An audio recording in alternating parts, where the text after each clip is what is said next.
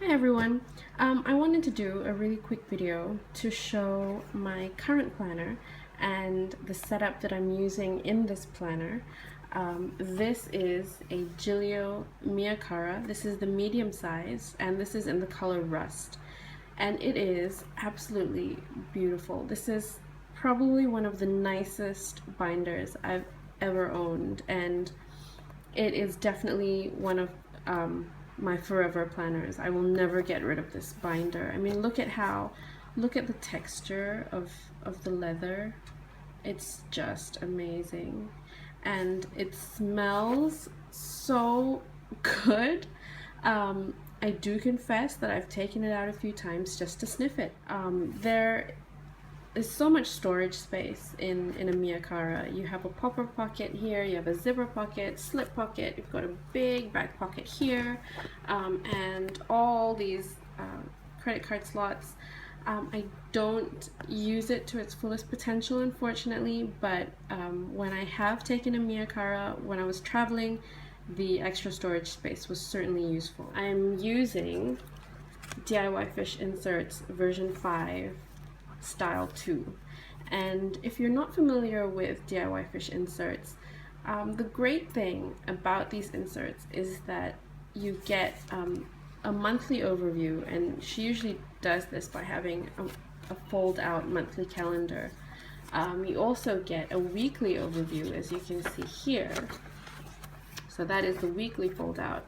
And then you have your daily pages. But they're different styles and they're different versions to suit different planning needs. And I've been in this setup for a good 4 months now, ever since the beginning of July. So this is the monthly overview, and as you can see, you get quite a lot of space. I've been using this to mark paydays, public holidays, time when the children aren't in school, any time that I take off work. In previous months, I've used it to check off work trips when I won't be around, again, birthdays, and a lot of other things, family vacations, movies I've watched. So, you know, there's a lot of different uses for a monthly calendar. Something new that I'm starting this month is I didn't used to mark down appointments into my monthly view because I've already put them down into my weekly and my daily, so I didn't really want to duplicate them anymore. But I found that it's useful. I've just been marking days that I have appointments with these little triangles, and I find that it gives me a really useful, just a general overview of whether or not I have anything going on that particular day. So I won't write down details like where I have to be or what I have to do, but I'll just mark down a spot on the calendar. You also get a column here, and you can pretty much use this for anything you want. I use it to track my TV shows, when the shows that I'm watching come out. I don't usually have time to watch them on the day they come out. I usually watch them all on the weekend, but you know, just in case, it's useful for me to know when something is playing. And here you have a bulleted list, and I just use this as a master task list. So these are things that I need to get done at some point during the month, and I'll just keep filling them as they come up, or check them off when I've done something.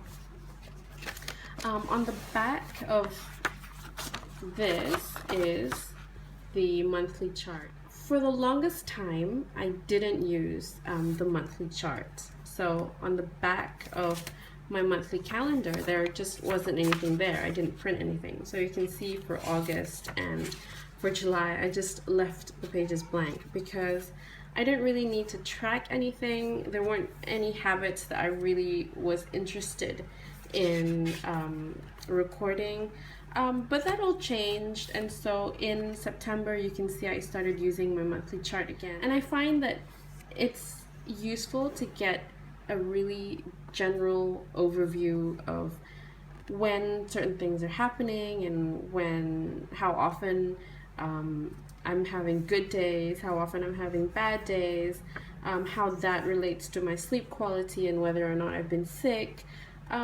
So that's been a really great use for me for the monthly chart. I really like it now, and for the longest time I didn't see a need to print out the monthly chart even, but that's all changed, and I'm really enjoying how this is working out for me. Now the weekly pages look like this. In version 5 style 2, the week is laid out horizontally, so you get a line for every day. What I've done is I've divided these into columns. So here I put important reminders for that day. Here is where I put my personal appointments, and here is where I put my work appointments and my work reminders. I put my personal appointments and my personal reminders here because then I don't have to fold out the insert just to get a look at what's going on that day.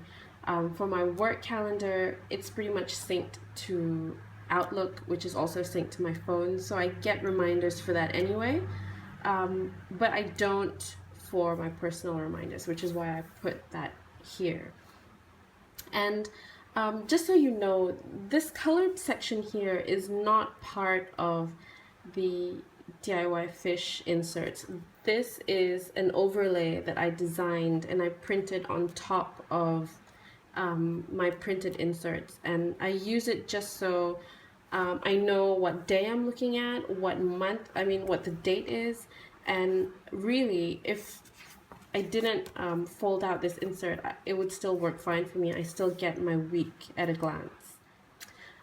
You get a bulleted list here, and I'm using that for episodes. So what episode of a TV series, what episode of a TV series has come out for that week? I'll list it down and I will tick it off when I've watched it. Like I said just now, I don't usually have time to watch TV over the week, so I'll usually watch everything all in one go over the weekend. So it's useful for me to know what I've watched and what I haven't, so I'll know where to start. This column here, I've also divided into, I've put the lines in myself, and I use it for something I call On This Day, and I picked up this idea from Kent from Oz on YouTube, and his idea was just to write down a sentence or two of something significant that happened on that particular day.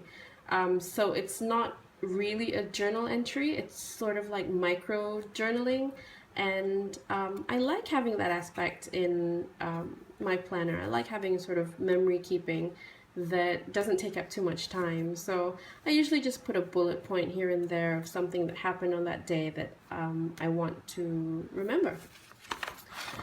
Again, you've got the back of the weekly fold out and you've got a weekly chart. Now, unlike the monthly chart, which is really useful for getting an overview of the month, of forming habits, of, getting a picture of how often a certain activity, how often you're doing a certain activity, or how often you're not doing something. The weekly chart, I find, is more useful for recurring to-dos. Now, these are to-dos that happen every week. These are things that I have to do either every day or several times a week. And I've just listed them all down here, and I just put a circle when I've done them. This is purely things that I have to do on a weekly basis.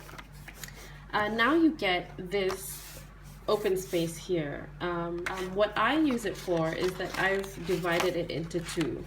So this fold here divides the page into two. On this side, I've got capture, and on this side, I've got get it done. Capture is what I call my ongoing brain dump. I know a lot of people do a weekly brain dump, so at the end of the week you just sit down and you just get out everything that's in your head.